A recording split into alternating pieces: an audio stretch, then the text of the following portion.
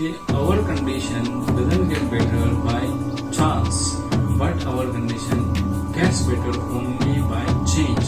यानी whatever the condition you are in now, it is because of your past choices. It is sure, then it is certain that whatever you will choose today, you will become whatever you want to become. If you want to become wealthy, choose today. Whatever you will sow, जो आज तुम बोओगे वही आगे चल के काटोगे। अस्सलाम वालेकुम रहमतुल्लाहि व बरकातुहू।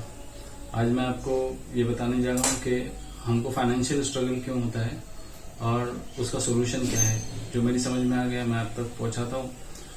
और सबसे इम्पोर्टेंट है हमारे फाइनेंशियल क्राइसिस का, वो है हमारा बिहेवियर। जब तक हम अपने बिहेवियर को, हमारे सलूक को बदलते नहीं हैं, हमारे फाइनेंशियल कंडीशन में कुछ चेंज नहीं आने वाला। यानी हम कितना कमाते हैं, how much we have earn, how much we are earning is not important, but how much we have saved और how we manage wealth, that is important. तो हम कितना कमा रहे हैं और कितना गंवा रहे हैं, इसके बारे में हमें ध्यान देना चाहिए। अब हम जो काम करते हैं ना, हम दूसरों के लिए, जिंदगी भर हम दूसरों के लिए काम करते हैं, हम अपने लिए कभी काम ही नहीं करते। हम जो कुछ काम करके कमा के दे देते हैं, वो सामने जो कंपनी है जिसमें हम काम करते हैं उसको हम कमा के देते हैं। मगर कभी हमने ये नहीं सोचा कि हम हमारे लिए काम करें, हम हमारा बिजनेस हो और हम उसमें आगे बढ़ें, ये हमने कभी सोचा नहीं। तो इस वजह से हमें फाइनेंशियल क्राइसिस आ जाते हैं। अगली बात ये है कि हम लोग जो है ना, एसेट को, लायबिलिटी को गलत तरीके से समझते हैं। हम एसेट उस चीज को समझते हैं कि हमने कार लिया, हमने बंगला लिया, इसको हम एसेट समझ लेते हैं। लाइक हम जब कमाने लगते हैं तब पहले हम कार लेते हैं, या तो पहली फुर्सत में हम बंगला लेते हैं, घर लेते हैं या फ्लैट ले लेते हैं। अब वो ये सारे एसेट नहीं है। एसेट वो चीज होती है जो तुम्हारे पर्स में पैसे डालती है। अब ये सारी चीजें ना, ये पर्स में पैसे नहीं डालते, पर्स में से पैसे खर्च करती है। और लायबिलिटी वो चीज रहती है कि जिसमें से तुमको पैसा खर्च होता है, उसको लायबिलिटी कहते हैं। अब हम एसेट को, लायबिलिटी को हम एसेट समझ रहे हैं। ये घर और ये कार, ये लायबिलिटी रहते हैं, ये एसेट नहीं रहता। तो इसकी वजह से हमको फाइनेंशियल प्रॉब्लम आ जाते हैं। नेक्स्ट चीज ये होती है कि अगर जो हमारे अंदर 4 चीजें होती है, एक होता है फियर, ग्रीड और सेल्फ डाउट और lack of knowledge and ignorance. ये 4 चीजों की वजह से हमको प्रॉब्लम आ जाते हैं। यानी पहला तो होता है फियर। फियर किस बात का होता है कि हम अगर कहीं पैसे लगा देंगे तो वो पैसे हमारे डूब जाएंगे। तो यानी प्ले सेफ, जब कुछ प्रॉब्लम आ जाता है, यानी पैसे के बारे में सोच आ जाती है, तब प्ले सेफ आ जाता है। तो हम रिस्क लेना नहीं चाहते, इसकी वजह से हम पुअर रह जाते हैं। और दूसरी बात कि हमको ग्रीड रहती है, लालच रहती है। और लालच ऐसी रहती है कि फिर हम बिना सोचे समझे कहीं पे भी पैसा लगा लेते हैं और फिर वहां पे वो पैसा डूब जाता है। अब ये गैम्बलिंग होता है। अगर हम सोच समझ के कहीं पे पैसा इन्वेस्ट कर रहे हैं तो फिर वो गैम्बलिंग नहीं होता है। मगर हम बिना सोचे समझे अगर किसी के बोलने पर उस पैसे को इन्वेस्ट कर रहे हैं कहीं पे भी, और ये चाह के कि हमको सेकंड ईयर, थर्ड ईयर में डबल मिल जाएगा, तो फिर हम गैम्बलिंग कर रहे हैं। तो इन सारी चीजों से हमको, और जो सेल्फ डाउट रहता है, हमारे अंदर कॉन्फिडेंस नहीं रहता है क्या मैं ये कर सकूंगा, इसके बारे में हम सोचते नहीं हैं। और फिर हमारे को नॉलेज भी नहीं रहता है कि कहाँ पे इन्वेस्ट कैसे करेंगे, कितना इन्वेस्ट करेंगे, कैसे इन्वेस्ट करेंगे, और जो भी हम इन्वेस्ट करेंगे ना वो अफोर्डेबल होना चाहिए हमको।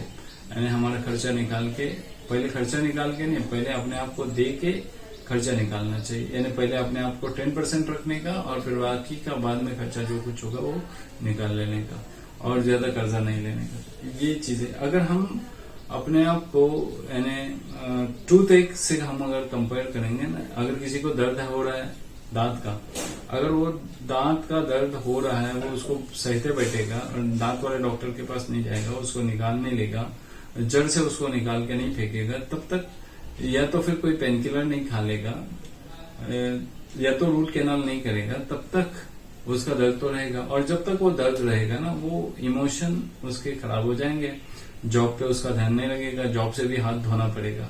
अब ये सारी चीजें जब हमको फाइनेंशियल क्राइसिस हो जाता है, अगर हमने उसके बारे में नहीं सोचा कि इसका रूट कॉज क्या है, और उस रूट को अगर हमने उसको निकाले नहीं, तो फिर हमको इमोशनल डिप्रेशन में हम चले जाएंगे और हमारा इमोशनल डिस्टर्बेंस हो जाएगा। और कहीं पे भी हमारा ध्यान नहीं लगेगा, और फिर पूरा यानी हमारी जिंदगी है ना पूरी डिप्रेशन में चली जाएगी, इरिटेबिलिटी में चली जाएगी, और हमारी कंडीशन भी सुधरेगी नहीं। अब मैं जो कुछ इसका हल बताना चाहता हूँ, देखो कि अगर हमको हमारी फाइनेंशियल कंडीशन सुधारनी है तो एक चीज ध्यान में रखो, एक सेंटेंस कि our condition doesn't get better by chance but our condition gets better only by. Change करना चाहिए, हमें चेंज करना चाहिए हमारा बिहेवियर। हम कितना कमा रहे हैं, हम कहाँ पे खर्च कर रहे हैं, हम एसेट को लायबिलिटी को अच्छी तरीके से समझ रहे हैं कि नहीं समझ रहे हैं, या तो हम एसेट बोल के लायबिलिटी को जमा कर रहे हैं, ये हमको देखना पड़ेगा।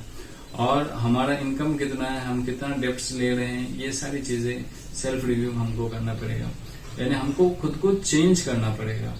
फिर सेकंड ये चीज हमको इम्प्रूव करने के लिए टेक 100% रिस्पॉन्सिबिलिटी। जो कुछ हमारी कंडीशन है ना आज फाइनेंशियल, उसके रिस्पॉन्सिबल तुम हो, खुद हो।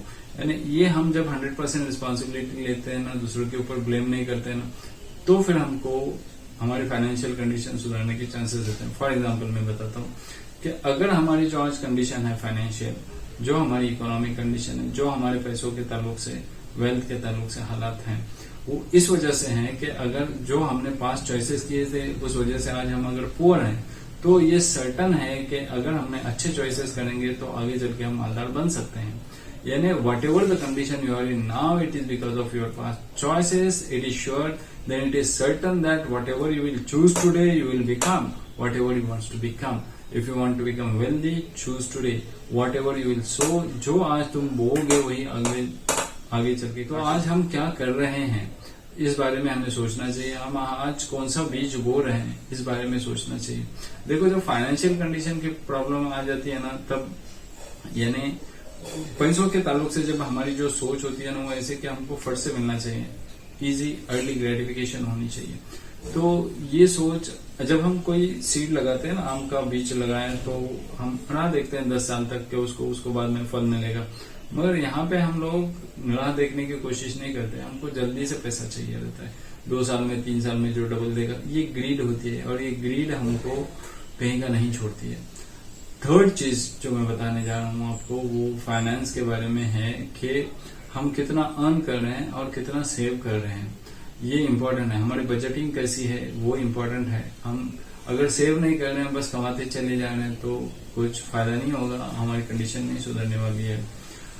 चौथी चीज जो बहुत इंपॉर्टेंट है, स्टडी करने के बाद ये पता चला कि अगर हम लोगों को दे देंगे ना, जितना ज्यादा दे देंगे ना, उतना ज्यादा हमारे पास आते चला जाएगा। एक मरतबा जीसस है ना, वो किसी टेम्पल में बैठे थे, चर्च में बैठे थे, और उनके साथ में उनके डिसिपल्स बैठे थे, साहबा बैठे थे।